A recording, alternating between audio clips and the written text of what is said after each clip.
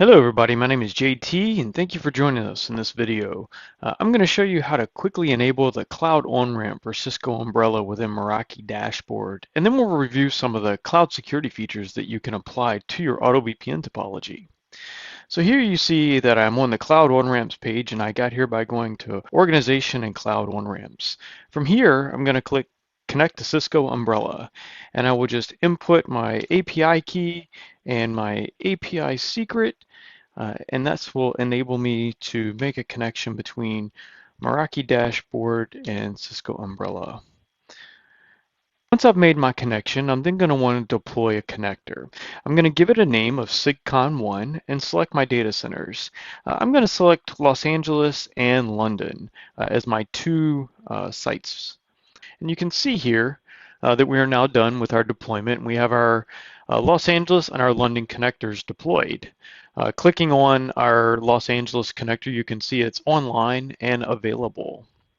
Looking at organizations and overview, you'll see we have our SIG site where our Meraki MX is and our two connectors deployed in Umbrella.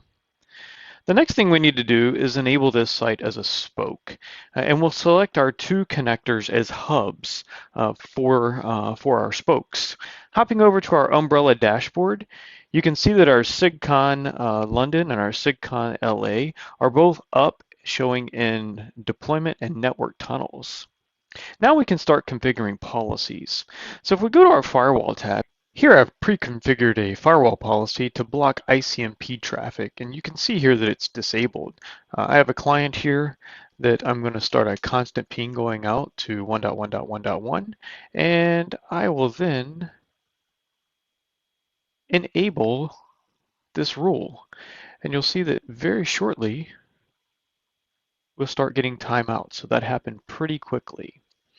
From there, we can now take a look at some of our web policies. And here I've pre-configured a SIG1 rule set policy that's going to give us a warning for things like any type of content that's to do with alcohol, computer security, and dating. It's going to block Facebook posts and block Twitter completely, and then isolate certain categories like news. We're also going to apply this to two identities, which are going to be our two SIG connectors that we have in place. We're going to do a tenant control policy here that is going to only allow us to go to G Suite for Cisco.com. We're going to do file analysis and inspect our files using Threat Grid. We're going to block a couple of types of executables and disk image files, all within this one policy. We're also going to enable HTTPS inspection and apply various security settings to keep us safe. In our DLP policy here, we're going to prevent users from being able to transmit anything that has a social security number. Now looking at my client, if I try to access Gmail using a non-cisco.com domain and I click next, you'll see here the account is not allowed to sign into this network, so I'm going to have to use a different username. As far as our file downloads, we did set a policy on file type controls where we weren't allowed to download DMGs, and you can see that we're not able to actually download this file, so it wasn't able to be previewed or downloaded.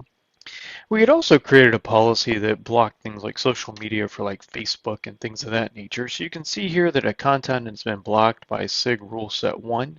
And we had also set a warn for anything that was classified as alcohol or dating. And you can see here this is our warn policy that allows us to continue even though the content doesn't violate our current policy, it is discouraged.